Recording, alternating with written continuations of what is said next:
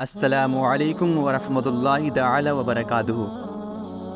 سلطان محمود غزنوی کے زمانے میں شہر میں چوریاں زیادہ ہونے لگیں، تو چوروں کو پکڑنے کے لیے شاہ نے یہ تدبیر کی کہ شاہی لباس اتار کر چوروں کا سا پھٹا پرانا لباس پہن لیا اور شہر میں گشت کرنے لگے۔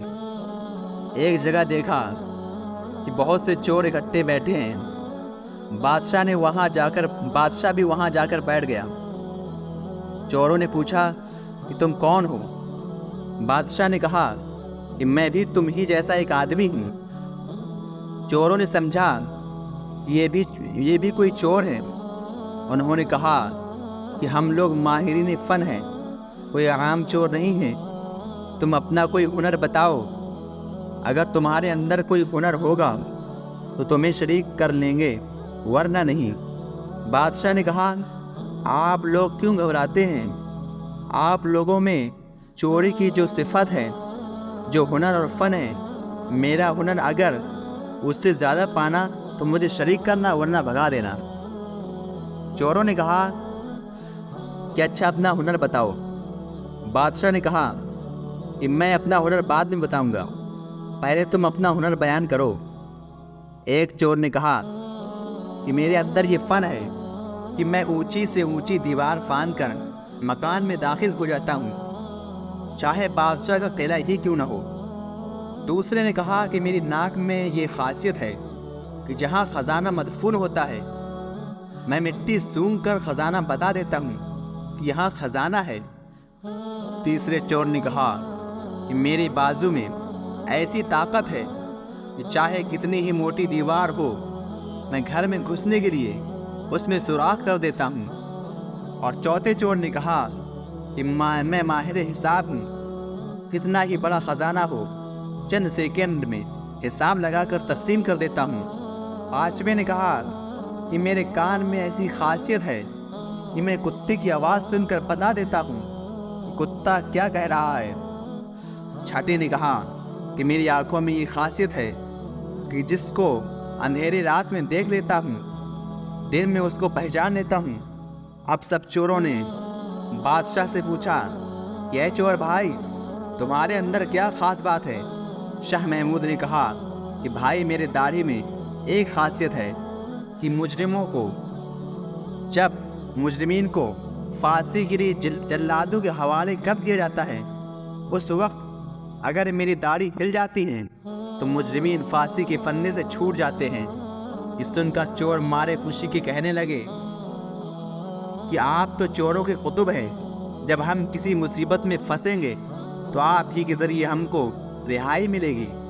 لہذا بادشاہ فیصلہ ہوا کہ آج بادشاہ کے یہاں چوری کی جائے، کیونکہ آج سب اراکین نہایت پاورفل ہیں اور مصیبت سے چھڑانے والا داڑھی والا بھی ساتھ ہے۔ لہذا سب بادشاہ کے محل کی طرف چل پڑے۔ راستے میں کتا بھونکا تو کتے کی آواز پہچاننے والے نے کہا کہ کتا کہہ رہا ہے کہ بادشاہ تمہارے ساتھ ہے۔ اس کے باوجود چور پھر بھی چوری کے ارادے سے باز نہ آئے، لہذا بادشاہ کے یہاں چوری ہوئی۔ چوروں نے خزانہ لوٹ لیا اور جنگل میں بیٹھ کر ماہر حساب نے سب کا حصہ لگا کر چند منٹ میں تقسیم کر دیا۔ بادشاہ نے کہا سب لوگ اپنا اپنا پتہ لکھوا دیں تاکہ آئندہ جب چوری کرنا ہو تو ہم لوگ آسانی سے جمع ہو جائیں۔ اس طرح بادشاہ نے سب کا پتہ نوٹ کر لیا۔ اگلے دن شاہ نے عدالت لگائی اور پولیس والوں کو حکم دیا کہ سب کو پکڑ لاؤ۔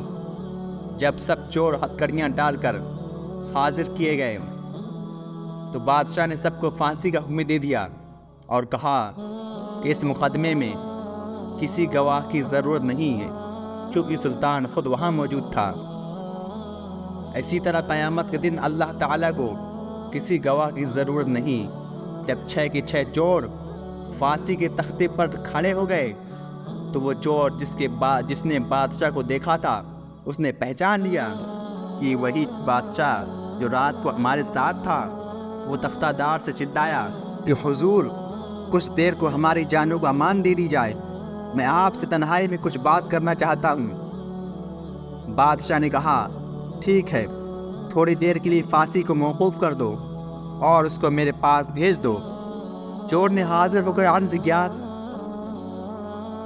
کہ اے بادشاہ، ہم میں سے ہر ایک نے اپنا اپنا ہنر دکھا دیا، لیکن ہمارے سب کے سب ہنر جن پر ہم کو ناز تھا انہوں نے ہماری بدبختی کو اور بڑھا دیا کہ آج ہم تختہ دار پر ہیں۔ اے بادشاہ، میں نے آپ کو پہچان لیا۔ آپ نے وعدہ فرمایا تھا کہ جب مجرموں کو تختہ دار پر چڑھایا جاتا ہے اس وقت غایت کرم سے اگر میری داڑھی ہل جاتی ہے تو مجرمین کو پھانسی سے نجات پا جاتے ہیں، لہذا اپنے ہنر کو ظہور فرمائیں تاکہ ہماری جان رہائی پا جائے۔ مولانا روم فرماتے ہیں کہ سلطان محمود نے کہا، تمہارے کمالات ہنر نے تو تمہاری گردنوں کو مبتلا قہر کر دیا تھا، لیکن یہ شخص جو سلطان کا عارف تھا اس کی چشم سلطان شناس کے صدقے میں تم سب کو رہا کرتا ہوں۔ اس قصے کو بیان فرما کر مولانا روم فرماتے ہیں کہ دنیا میں ہر شخص اپنے ہنر پر ناز کر رہا ہے۔ بڑے بڑے اہل ہنر اپنی بدمستیوں میں مست اور خدا سے غافل ہیں، لیکن قیامت کے دن ان کی یہ ہنر کچھ کام نہ آئیں گے اور ان کو مبتلا قہر و عذاب کر دیں گے۔ لیکن لوگوں نے اس دنیا کے اندھیرے میں اللہ کو پہچان لیا، نگاہ معرفت پیدا کر لی، قیامت کے دن یہ خود بھی نجات پائیں گے اور ان کی سفارش گناہ گاروں کے حق میں قبول کی جائے گی۔